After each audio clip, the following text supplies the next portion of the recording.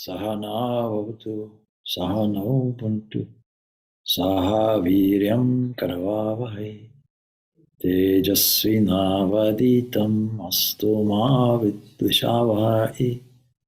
Om Shanti, Shanti, Shanti. May that one protect us both. May that one nourish us both. May we work together with great energy and vigor. May our study be illumined. May we not unnecessarily cover with each other. And peace, peace, peace be unto all.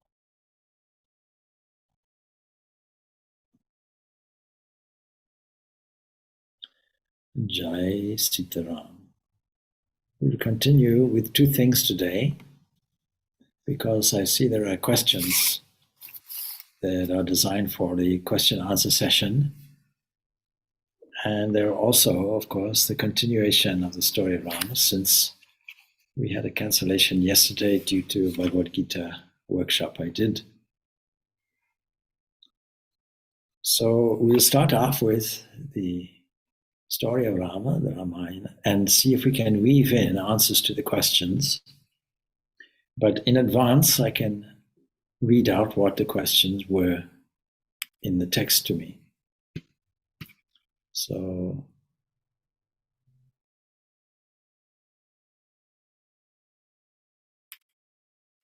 question goes like this. Sahajam, Swadharma, Swabhava. These are terms used in the Bhagavad Gita in chapter 18, verses, or the shlokas 45 to 48. Three questions are there. How are they connected with each other and with one's nature? Secondly, to be specific, what is the nature referred here? And three, how do we find our nature? Swami Vivekananda has referred to the word nature in capital N in various paradigms. One of them is the greatest religion, I think he means paragraphs. The greatest religion is to be true to your own nature. Have faith in yourselves. Is it the same nature that Swamiji has referred to? He also follows this up. Also in the mission of Vedanta, these lectures, he says, that is Swami Vivekananda, that the way to dehypnotize us is, and I quote, teach yourselves, teach every day, teach everyone his real nature. Call upon the sleeping soul and see how it awakes. Power will come, glory will come, goodness will come, purity will come, and everything that is excellent will come when the sleeping soul is roused to self-conscious activity. So these are all related questions. And they're also related to the Ramayana, because there, as with every other difficulty in life, so-called, and I have to just remind you that we have to change our language if we're to be progressive. Instead of saying that we have problems or challenges, we can revise that whole way of thinking, our inner script, to say, actually it's a drama. And this story of Rama, for example, is laid out in poetry, in drama, in many songs, many plays throughout the whole of the Hindu world, ancient and modern. And we have to understand that the whole thing begins in Swarloka, in heaven, where the difficulty is one person is upsetting the whole world, namely Ravana and the Asuras, and what to do about it. Taking advantage of a noble soul who doesn't have any sons, otherwise is prosperous and happy. That is focused on to be the earthly scenic situation where Vishnu incarnates in order to adjust the dharma. So if we take it like a play, like a Lila, and Sri Ramakrishna Paramahansa, he emphasizes this aspect of things, then our whole outlook is likely to change. But initially we have to take the shock of it. What is the shock? Just to remind you, well, people are gossiping. I think arguably one of the worst evils and crimes in the world is this gossip, because some element of truth may be within it, but mostly it is untrue and gets compounded the further reach it has and gets exaggerated. The whole city of Ayodhya was in a turmoil, in a sense. Everything was well. Ram, as a king, could not be criticized in any way, except on one business. In their own minds, Sita was abducted. Goodness knows what happened to her. Willingly or unwillingly, she was abducted and is now spoiled. None of them know about the ordeal of Sita when she went through the fire to prove her purity and her innocence in this matter. That was a long time ago, and that was a far distant land for them. Now what's happening in the domiciles, that wives or husbands, whichever, are being unfaithful, let us say, and saying, you can take me back. After all, Rama took Sita back. That kind of scandal was going on. Now, two choices are there. You can ignore the scandal, but the consequences of that will be dire in this case. In most cases, we can dismiss it as dogs barking, and the truth seeps through gently from inside. Eventually, Satyameva Jayate, truth alone triumphs in the end. So we can leave it to the divine adjusting arrangement where truth comes out. Or you have to do something decisively for the benefit of society to squash this and assure people, no. And assure people in such a way that you're not being seen to be defensive. You're seen to be decisive. And so Ram takes a very painful decision that he has to take Sita away, or at her request is to go into the forest areas and live during her time of pregnancy, where she is under the future progeny of the realm is there. And she takes it very seriously that she should live in a calm, peaceful environment where the mental stress of the mother is not conveyed to the children. Sometimes in modern society, we have children born in difficult situations, maybe with mental aberrations, maybe with physical deformities. And it's very likely, you see, during the 9 months pregnancy, the most critical period on a person's life. And many tests have been put out to establish the importance of this 9 months pregnancy, both in terms of a mother's mental calm and a mother's nourishment, both. And so if you're in a calm, peaceful environment for the duration of this is her great desire. Not just any environment, not just a holiday camp, but a place where there are holy people, where the program and tenor of life will be conducive to spiritual calm and peace. And so he obliges her, and she's taken to Valmiki's, or just outside Valmiki's ashram. And there she's given the news by her brother-in-law Lakshmana. You see, this is the situation. Rama loves you dearly, but he has to make a decision. Will he be a good husband, or will he be a good king? And sometimes the two are not entirely compatible. Now, this is what is called Swadharma.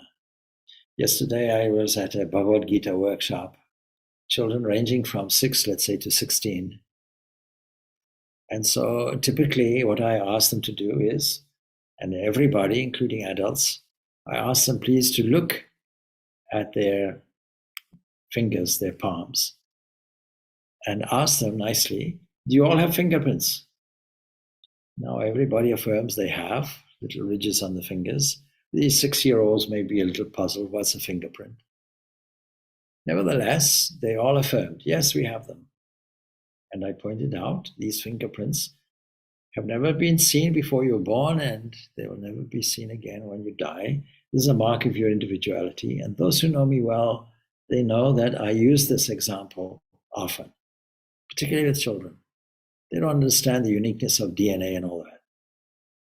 There's something that every person can do that nobody else has ever done, or can do now, or in the future.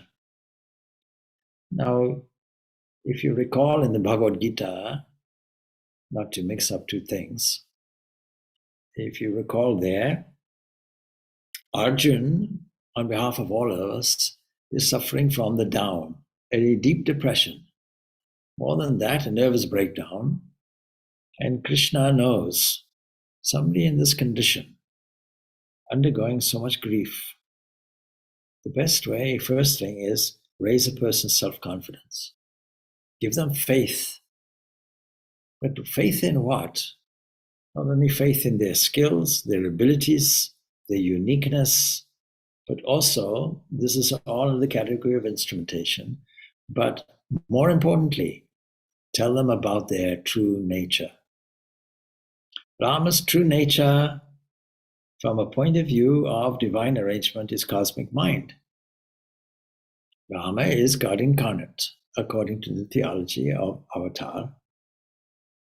Even if you don't accept that theology, his role is an example, an exemplary model of Dharma. Dharma, the thing that brings things into harmony. What things? Three strands being knitted together in harmony. And these are literally ropes they call gunas. Without them, we don't have anything. Nature is comprised of only these three interwoven components. And when they don't do anything, when they're lying dormant, we call this prakriti, we call this nature. Nature meaning nature in dormancy. And when there's a small agitation, we'll notice something happening. If everything is quiescent, we don't notice anything. When something starts moving a little bit, a small tremor, then we see, something is happening here. Supposing you go out and you look at a stone, and you study it for 30 minutes, it's not moving, it's not doing anything. Now, a broken down stone, put into a granular form, is sand. You can easily see the difference. Sand is shifting and changing unpredictably, and the wind is taking it here and there, sometimes blowing it on your face, sometimes blowing it elsewhere. And then you look up into the sky and you see it is the wind that seagulls and other birds are taking advantage of, using it as a kind of gliding sport. So that when something moves, we notice it. Even if it's a small tremor, we notice it. With time-lapse photography, we can actually see a plant growing, a rose growing and blooming in its season. And it's a question of taking multiple photographs, joining them together, as it were, as a flow, and then reducing it, speeding it up so that we don't have to wait, let us say, for a whole 9 months or something to see a plant's growth. So this is our nature in a sense. It is nature that everything that we view as ourselves is an interwoven,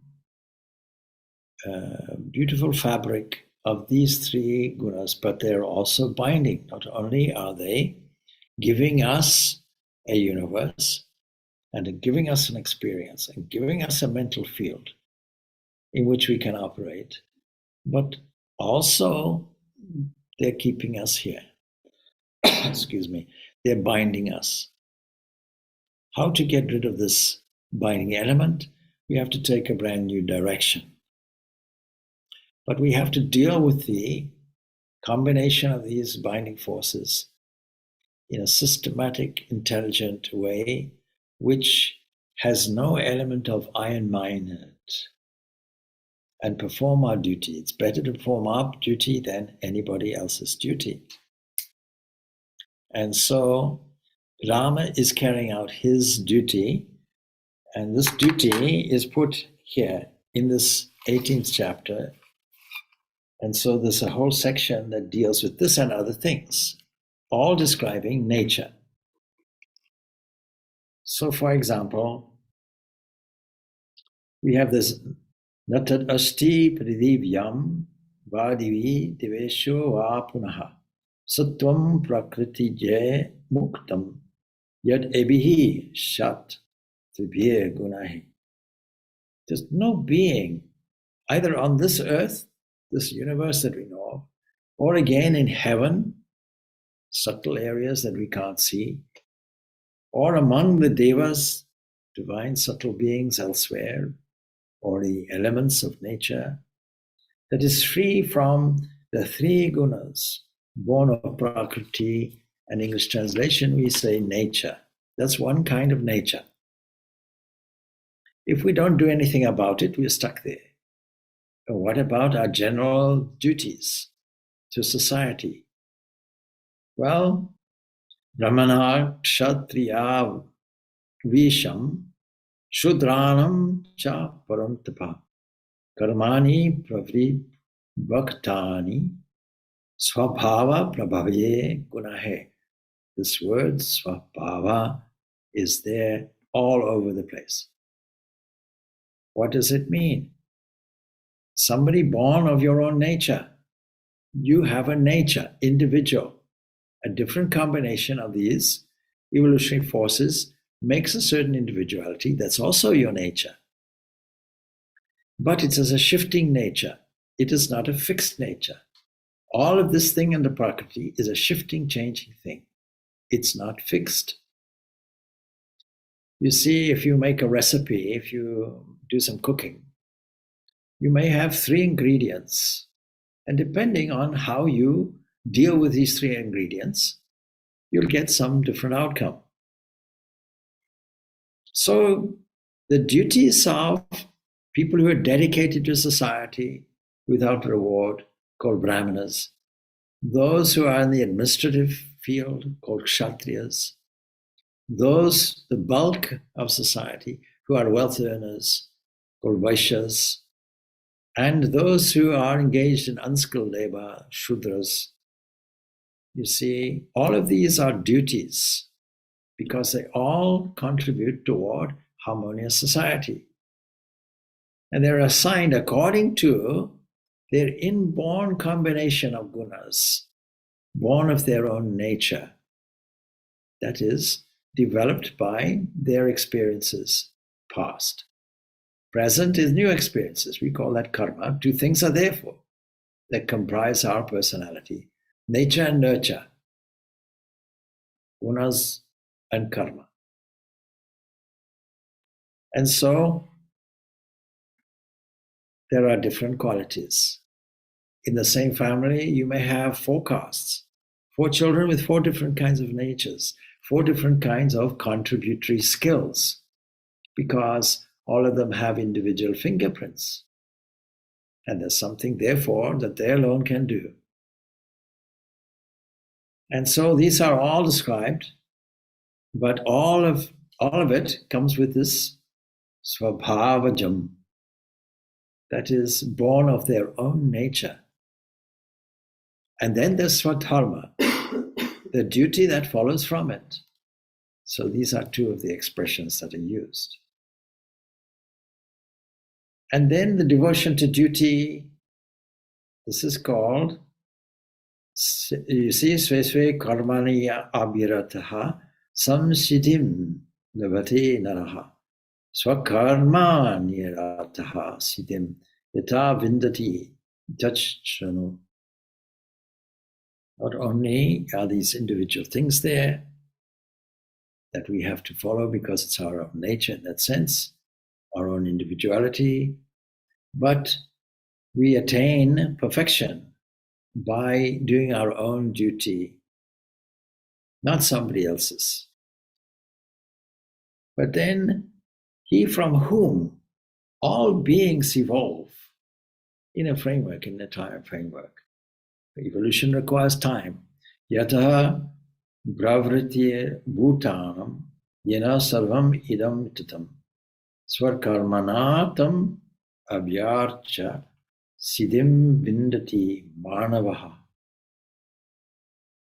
By whom all this is pervaded, worshipping him through the performance of his own duty, you attain perfection. Not somebody else's duty. What is our spiritual life? Well, for Arjun, it's engaging in military activity. What is the housewife's Swadharma? Engaging, making sure that the house is nicely in order. Clerical work the same. Student the same. Be a better student. Be the best student you can be. And all of this provides us with infinite possibilities. The capacity to open up infinite possibilities is also our nature. And then, of course, this term Swadharma comes up. Sreyan Swadharmo Vigunaha. Better is one's own dharma, one's own duty. Though imperfectly done, than somebody else's, something designed for somebody else. How will society work? How will you build a house if everyone is a plumber? It's not going to work that way. And he who does the duty ordained, again, you see, Swabhavanyatam karma, by his own nature, ordained by his own nature, you incur no fault or sin. And so that is one meaning of nature. But then nature in a fixed way is something different. Nature in a fixed way means your fundamental nature that Krishna originally uses. Not only are you skilled in this is your duty and so on and so forth, but your fundamental essence, you have to have faith in that. And this Swami Vivekananda describes as a sleeping entity, but of course it's only the way we view it. It's dormant in us.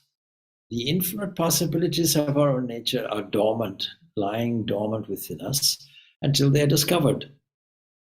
And once they're discovered, we realize this was my true nature after all. And so in all stories, in all contexts, we have to apply this. Let's get back now to the Ramayana and how it is Rama's duty. He can't avoid it. And so we'll see that, recapping from the last time, Sita gives birth to Kusha and Lava. She remains anonymously in the ashram. And we also see that Shatrugna has been given a kingdom, taken it over. And so he visits there from time to time and returns, goes on traveling. And he happens to visit Valmiki's ashram. And there he hears, after 12 years of gaining this kingdom, he hears this Ravana, the Ravana is the demon, he hears this beautiful song, recitation of the story of Rama, this chanting of the story that we're telling, the Ramayana, rapturously told and heard. And the joy of listening to it keeps him awake, keeps everyone awake all night. But Shatrugna and his retinue were not to inquire about the ways of the ashram. They took it for granted. Now it so happened about that time that kings, they really want to expand their kingdom. As population grows, more resources are necessary. And the way you expand your kingdom is a traditional way, understood by everyone. You have to perform a certain sacrifice, a yajna, called Ashwamedha, a horse sacrifice. It's not that you sacrifice a horse, but you take the horse as a symbol of success and prosperity for the kingdom, and you let it loose. And so the priests put it to him that you can do this because it ends up as a fire ceremony, but you cannot do it without Sita, your wife, your helpmate, by your side, because otherwise the ceremony couldn't be undertaken. And she couldn't be called back because of this public opinion thing. come into this trouble, why you left her in the forest area in the beginning. And so you can't have that racing again. It'll upset the whole society. And so Rama had made a gold image and substituted it in her place.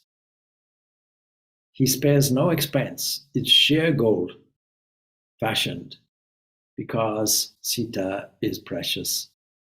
And you can see his love for Sita, even despite this painful moment of detachment, what we might call abandonment even. And of course, he wouldn't consent to remarry. He could have done it because he had taken a vow of single matrimony, called ekaputni vritam. The husband and wife were thus constant to each other. So a model marriage also. And no extraneous force or pressure or circumstances could prevail on either one of them. Anyway, the preparations for the horse sacrifice were elaborate. And the first and foremost among them was acquiring a perfectly built and spirited horse. And it's allowed to roam where it likes throughout the various regions. And then the rule is that if anyone stands in the way and obstructs or tethers it, then the evidence was that all were favorably disposed if nobody touched it towards the great project. Nobody would challenge it, that it might be pushed through without let or hindrance, a peaceful way of expanding your kingdom without warfare. And so a good undertaking, of course, this has to be approved by all concerned. A certain democracy was there, and in conformity with this tradition, Rama's regime at Ayodhya chose to let loose a jet-black steed to run around all the adjoining regions. Of course, the horse would be followed and find out, is this horse being challenged?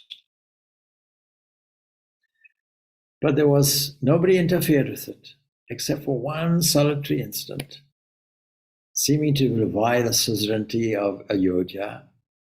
While the steed dedicated to the sacrifice was passing through the woods adjoining Valmiki ashram, then, of course, Kusha and Lava, who were really extremely active, lively, fun-loving lads, they got interested in that strange animal that looked a bit like a cow but having no horns, because they'd never seen a horse before. And so they caught hold of it. They tied it to a tree, and the reason was they thought, let's play with it.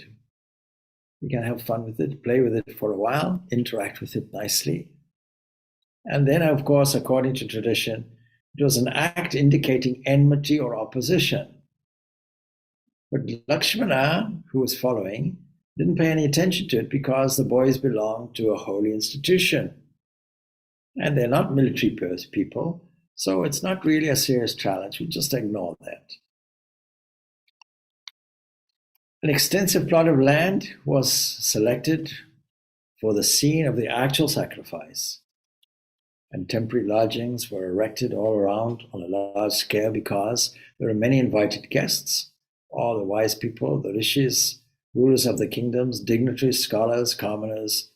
They were all provided with quarters befitting their status, and parts played in the ashram Meda Yajna, which was to continue for several days.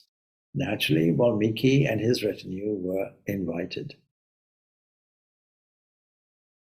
And so, Sugriva and Vibhishana, they had brought large numbers of their people to attend, even to the management of the concourse, helping out their beloved Rama. And therefore, their being classified as monkeys and demons was, although it wasn't conventional, that was also not important. It was an insignificant thing. The major part of the activities of the sacrifice, however, was borne by them because of their intense love of Rama, their gratitude. Now, all the materials were procured, the provisions were stored, and the wealth lavished. and it defied any kind of description, such a beautiful and huge, significant event it was. The major part of the activities of the sacrifice, they were borne by them, and the accumulated treasures and the prosperity of the entire empire, they were often reshuffled and redistributed through a sacrifice of this sort. So it was something that benefited everyone.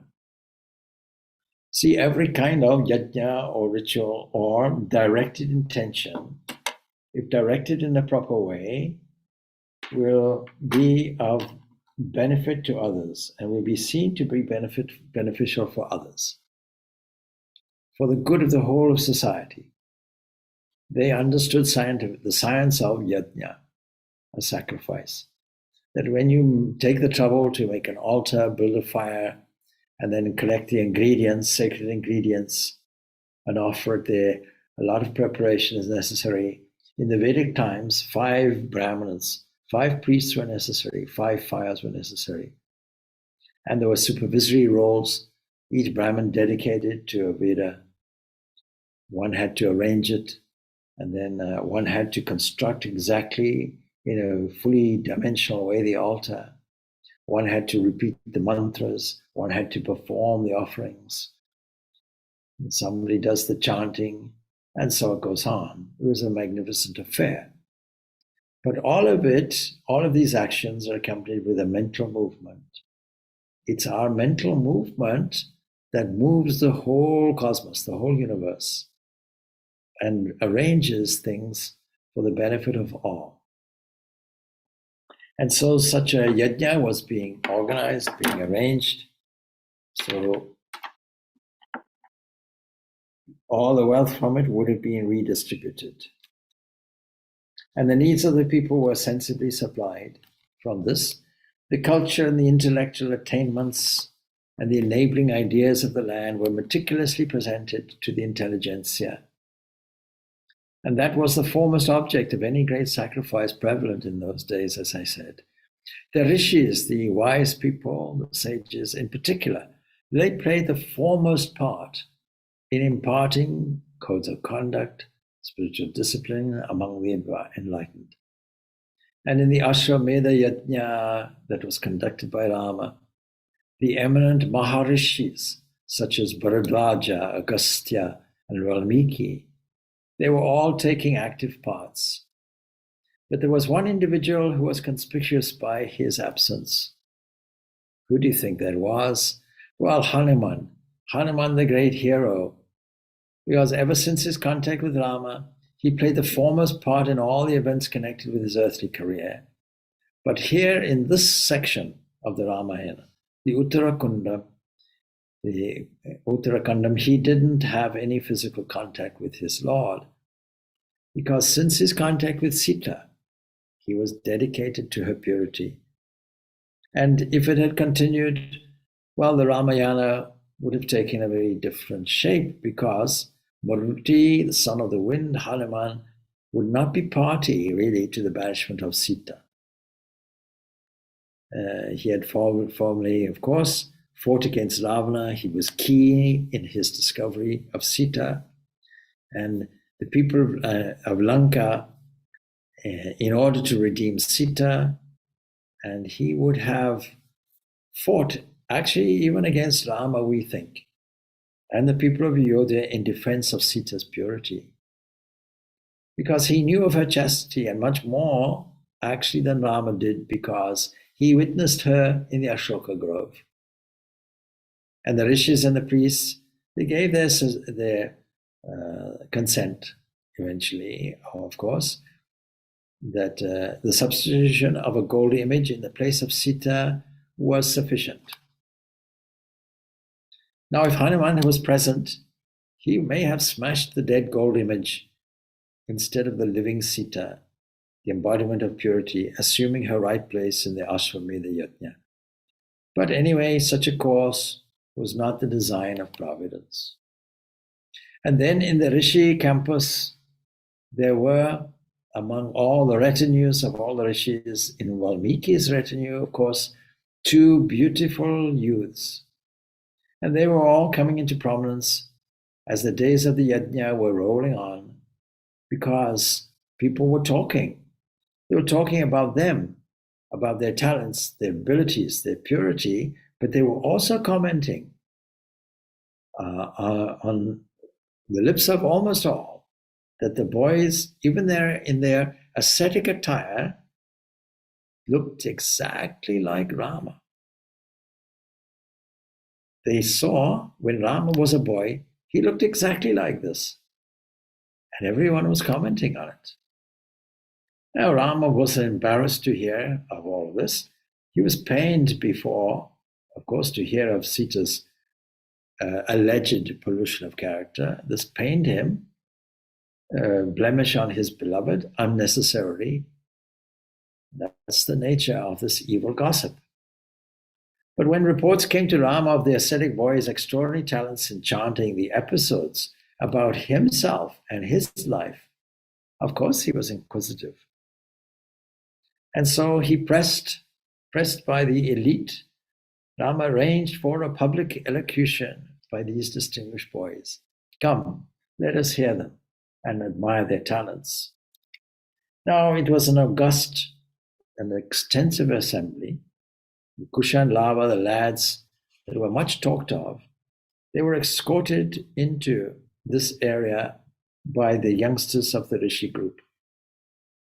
And all eyes were automatically turned on them. And alternately, they looked at the twins and then at Rama, the king, and they noticed the striking similarity, age being discounted. Fascinating beauty, active vigor, beaming intelligence, ethereal bliss, and serene self-composure. You see, these heavenly traits marked the twins for their own. Beholding them really amounted to something like beholding divinity, we can just imagine. And then on the request, the twins started chanting. What did they chant? They chanted the first division of the episode of Rama, now called this Ramayana. The charming consonants of the two melodious voices, clear accent, precise modulation, art of delivery, captivated the huge concourse immediately. And it remained spellbound for everyone. And the matter expounded was also profound. And the chastity, the purity of the language was superb. And all these factors added together made the performance superhuman. And of course, directed by Rama, a plate full of gold, silver, and costly gems were presented by Lakshmana to the twins as a reward for their performance. But Kusha was the first to speak. You see, these shining things are precious, but they're precious to you worldly people, and you value our attainments in terms of these things because we sang beautifully, but we have no use for these things, actually, living in the forest as we do, and we really regard them as trash. They have no utilitarian use for us whatsoever. They're nice to look at, but that's about it. You have them, please. You please keep them for yourselves. We are satisfied with our thoughts and our holy life. We have a different tenure of life. And then Rama, reacting to this, inquires, my dear boys, can we know, we, the whole assembly, who you are? And Kusha again replies, we are twins, belonging to Valmiki ashram. My name is Kusha, my brother's name is Lava. Who is your father? And Lava then replies, we only know of our Kulapatiya, Valmiki, Maharshi, as our spiritual father, a father of the Gurukul, the place where we are, where our Guru is here, the sage Valmiki, and we are participants in the ashram. He is like our father. He is our father. He is the only father we know of. All right. But then who's your mother? You must know your mother. Oh, our mother is Mother. And we know of no other name given to her because it was kept a secret. She was supposed to be anonymous within the ashram, so they knew her as only mother. That's all. Our mother is mother. We know of no other name given to her. Will you call your Gurupati here, please? Rama says. And the twins then boldly together say, why should he come here? You may as well come and see him in our residence, in our ashram, with bold lads. But then the rishis said, oh, you see, the Maharshi is just now coming with his retinue. You'll see who he is. And everyone stands up and they pay homage to Valmiki Maharshi. And then, of course, they politely, giving their obeisance, resume their seats. Prabhu, Lord, says Rama, there are all sorts of conjectures about these two boys, these twins belonging to ashram. So please enlighten us. Please tell us who they are. And Valmiki says, they are the children of Sita. Rama is puzzled. Which Sita? And Valmiki says, Ram, I ask you only one question. How many Sitas have you seen in your lifetime? How many Sitas has the whole world seen? And this has the effect of Rama being silent for a while, reflecting internally on this. And you can see the turmoil of his emotions. But then he demands, look, Lord, will you be able to assert in this assembly that Sita is above blemish? Now his duty, his Swadharma as king, demands that he resolve this issue with the idea that Sita can come back because publicly Valmiki, such a revered sage, is asserting the purity of Sita. And Rama says, Valmiki, I ask you another question. What is your personal view about Sita's chastity? Now Rama says before the entire assembly, and the entire assembly will report all their findings, all their experiences to the entire populace. And he says, I know for certain, absolutely, that Sita is the embodiment of purity, not just pure, but the embodiment, the ideal, the model of purity itself. Purity means purity in thought, word, and deed, devoid of any egoistic I and mine, with a generosity of spirit. Holiness and purity, these are qualities that go together. Well, then Valmiki says, why did you banish her when she was in pregnancy? And Rama says, you see, as the king of Ayodhya, I was obliged to set a model to the doubting citizens. My duty as the king stood supremely above my duty as the husband.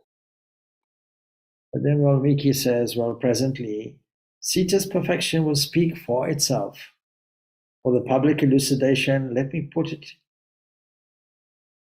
in a word prior to it. Rama, you are the embodiment of Dharma. More than that, you know the art of transforming a tragic situation into blessings unthought of. When we study the whole story of Rama, we see that, how Rama is able to convert tragedy to glory. You could have, based on Dharma, avoided by the Kakei's demand of your exile. But you accepted it, and by accepting it, you brought in 4 blessings. Your being immortalized as the model son is the first gain. You see, the whole Ramayana could have been completely different. Rama could have been persuaded by his father, no, despite my promise, you can still stay. He said, no, I honor this truth. And you have committed this, and I obey you. So many opportunities Rama would have had, see, to change the course of this story. but he avoided it. All in the pursuit of Dharma, doing what was demanded of him, what was right. But then it goes on, you see. So Kaikeyi's demand of your exile. But by accepting it, you brought all these gains, and your prolonged contact with the rishis of Dandaka is the second profit that you gave. And you're doing Ravana, the world menace to death. This is the third boon. And the fourth, you're putting Sita's chastity in Lanka to the test, is the fourth blessing bestowed on mankind. Seems a strange thing. Again, here in Yodhya, the subjects complained that Raja Rama had set a bad example in morality by harboring a tainted wife. You didn't choose to defend Sita. Through your conceding to the views of the subjects, you have scored several merits. Now, many people disagree with this, but hear it out. A model king subordinates his family interests to public issues. And if the abandonment of a suspected chaste wife promotes public morality, the king must be prepared to make that sacrifice. And so, Rama, you have proved yourself a model king that way. That's your first gain as a king. Woman should not lifelong be dependent on man. She should sometime become self-dependent or independent. Putting Sita in that position is the second profit. And Sita took to spiritual discipline and gained Atma Vidya at our ashram. Life in the palace in Ayodhya would have been a hindrance to it. That is the third boon attained from the seeming cruel act of Rama. And Kusha and Lava have become what they are because of Sita's ashram life, and naturally they will be expected to carry on the kingly line, but they have a good founding. And this is the fourth blessing, the best of all. No karma is free from taint, but Rama's karma has the maximum merit and minimum demerit. Now let us look at some of the modern values that we have. You see, Swami Vivekananda was very keen about his model of education, that it should primarily, above everything else, be character building. And we have many examples in modern schools today, for example, here in Ireland, where the golden rule, for example, is the exemplary model for moral behavior. We increasingly have a multicultural society, and increasingly we have to cater for many different views, opinions, cultures, cultural approaches, standards and norms to make a truly harmonious society. The world is a shifting arrangement. It always has been. Migration has always occurred. Changes have always occurred in our occupation, in our digestive system, for example. There was a time when much of Europe was simply covered by swamps and forest. An agricultural period took place, clearing all of that and creating fields for grain. Now we had to change our whole digestive system to accommodate that. Even ahead of that, our digestive system had to be changed because of the discovery of fire, where we no longer had to spend our time, most of our day, foraging food, which was largely indigestible to us. All of these particular changes were advantageous to us, and advantageous to us physically, psychologically, mentally, made us stronger, but also paved the way for our innermost discovery of our own true divine nature. But you see, how do we learn? We learn by example. Having come in with guna, we now have to engage in karma. And this karma, this nurturing aspect of us, is a response to nature, response to life, response to our environment. And a significant part of our environment other parents, or whoever plays the parental role, we model them because we have no other way of establishing what is the correct course of action. For good or evil, we model them. Their behavior ultimately becomes our behavior, unless and until we form an independent view, which is able to question what, where, why, when, how, etc. And an adult script develops, and a point of view develops which makes us analyze things with a level of discernment, discrimination. This discriminating faculty, is the one point of difference between ourselves and other biological species.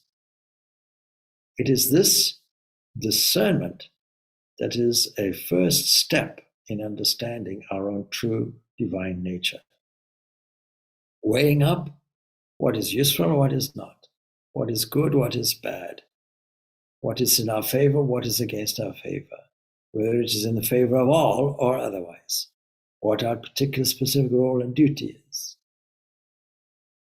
how we can be a transformer for the good of everyone, how we are careful about our speech, careful about our thoughts, careful about our intentions.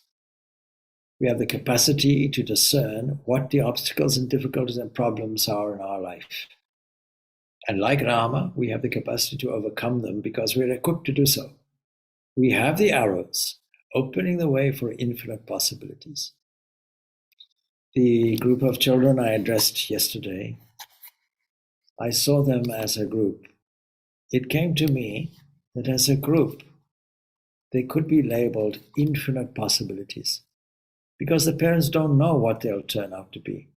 They don't know if they'll be star football players or if they'll be world movers of a different kind, if they will be famous artists, if there will be famous scientists or politicians or economists. We have no idea what their potentiality will be. But one thing we know is the duty is to encourage them, to give them self-confidence that they can do anything.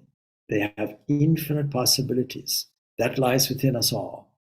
Because we have the power to discern and we have the power to put in a useful intention, which has no selfish element, for the good of all beings, and play our role nicely.